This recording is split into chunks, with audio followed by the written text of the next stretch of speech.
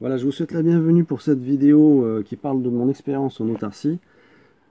Donc si ça vous intéresse de vivre de cette façon, vivre cette expérience, ou même de vouloir vivre comme ça, je vais vous raconter un petit peu comment moi ça s'est passé. Donc j'avais des panneaux solaires sur le toit pour pouvoir m'alimenter en énergie. J'avais accès à un forage pour l'eau.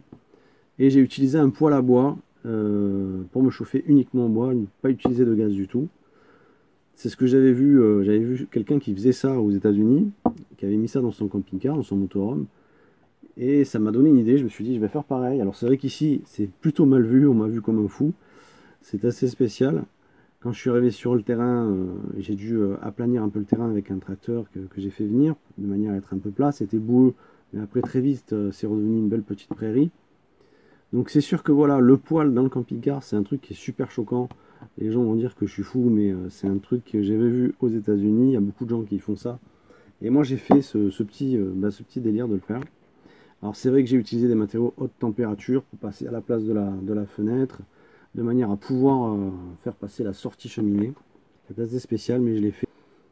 Effectivement, il faut une cuve à eau, peut-être pas aussi grande. Moi j'avais 1000 litres, enfin il y en a qui peuvent avoir moins, de manière à pouvoir tirer directement à partir de la pente 12 volts du camping-car. Vous allez tirer directement l'eau dans une réserve plus grande que votre camping-car, parce qu'un camping-car c'est entre 100 et 120 litres, maximum 150, c'est un peu léger.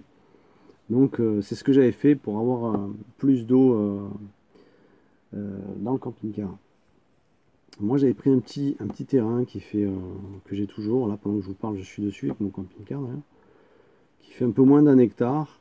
Et pour rester tout l'hiver, il fallait à peu près 4 stères de bois. Avec 4 stères, vous en sortez pour un hiver. Et puis là, c'est le plaisir de la nature, le merveilleux continuellement. Progressivement, j'ai commencé à faire des petites installations. Là, j'étais en train de faire une table canadienne à partir de troncs coupés en deux, de récupérer. Donc le chien pouvait se mettre à l'ombre en dessous. Et donc là, on voit que c'est pas encore la prairie, c'est plutôt de la terre. Progressivement, c'est venu. Ça a été ma première jument par la suite. J'aime beaucoup les chevaux, donc j'ai eu 3 chevaux par la suite. Et mes chiens ont fait des petits bébés, donc j'avais envie de mettre les petites photos. C'est ce petit côté coup de cœur là. Et la plupart ont eu les yeux bleus parce que le père est un berger australien bleu merle. Donc ça a fait des bébés de toute beauté. Donc on est très heureux de les avoir eus, tous ces petits toutous.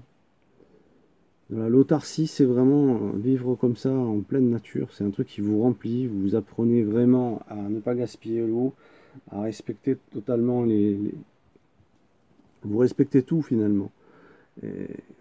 C'est quelque chose qui va vous remplir de l'intérieur, voir le ciel, des vues magnifiques continuellement, des choses qu'on ne voit pas quand on est dans des maisons, des odeurs, des petits moments. La nuit, vous avez une obscurité qui est immense et vous avez l'impression d'être dans l'espace quand vous regardez les étoiles. Ça change vraiment la vie.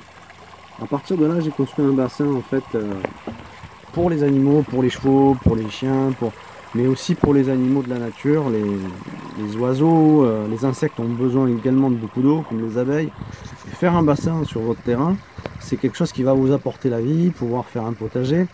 Donc moi, je l'alimentais à partir du fourrage. J'allais à partir d'un amplificateur, en fait, c'est un convertisseur 12-220 qui envoie 3000 watts. Et je pouvais faire marcher la pompe de fourrage pour pas utiliser de l'essence, parce que j'ai fait une vidéo là-dessus, vous trouverez d'ailleurs sur ma chaîne. Et après, il y a toute une vie qui est arrivée, comme les grenouilles. J'ai aussi mis des poissons. C'est vraiment le facteur important. L'eau en autarcie, sans l'eau, vous ne pouvez pas rester. Il faut vraiment avoir accès à l'eau. Et après, vous allez pouvoir avoir vos animaux. Alors là, on avait en fait un projecteur. C'est des petits picots projecteurs qui se mettent sur les ordinateurs portables. Et on a projeté sur le camping-car. Ça vous fait un cinéma en plein air. C'est des petites choses voilà, ah ouais, je peux faire ça. C'est vraiment agréable en plein été de faire ce genre de petit truc qui est pas commun, quoi. Par la suite, donc, j'ai eu cette caravane qui était une 10 mètres, une taverne 10 mètres avec la flèche. C'est vraiment aussi grand qu'un mobil-home. C'était vraiment très agréable, beaucoup de confort. Mais voilà, c'est toujours pareil, c'est très mal vu. À partir de là, bon ben, on va venir vous chanter une petite chanson de ouais, il faut pas, ceci, cela et tout. Donc c'est quelque chose qui déplaît. Donc j'ai pas trop aimé finalement la caravane. J'ai préféré l'idée aussi du camping-car parce que finalement ben, vous êtes motorisé, donc vous êtes plus axé à pouvoir vous déplacer. Pour ceux qui aiment partir un peu en voyage, ils vont comprendre ce que je dis, alors que la caravane, bon, c'est plus pénible. Il faut l'atteler, il faut la dételer, ainsi de suite. Voilà. Donc moi je vous conseille de rester en motorisé ou même en camion aménagé. Parce que là, vous allez être un peu plus tranquille. Dès que c'est motorisé, ça va mieux. Mais en caravane, on va venir vous embêter. Moi, de mon expérience, voilà, je vous donne ce conseil. Restez en motorisé. Tant pis si c'est plus petit. Parce que sinon, on va venir vous embêter. Donc restez comme ça, camping-car ou camion aménagé. Si vous avez ce projet de rester sur un terrain que vous avez acheté pour passer un certain nombre de temps, ou même que vous avez envie de rester, restez en motorisé. C'est la clé, quoi. C'est le secret que je vous donne pour y arriver. Je vous conseille vraiment de le faire si vous avez envie. Ça va vraiment vous remplir. Ça change une vie. Et moi, ben je reviens sur mon terrain pour revenir à nouveau et continuer cette expérience. Parce que ça me plaît tellement que je veux qu'une chose, c'est continuer.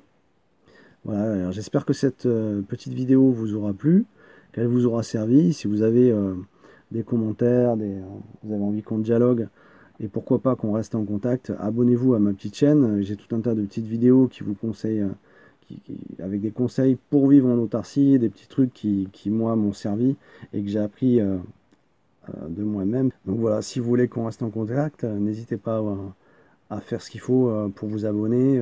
Il y a un clic à faire. Et puis, si vous avez des questions, un petit commentaire et voilà. Donc à bientôt et j'espère que ça vous aura servi.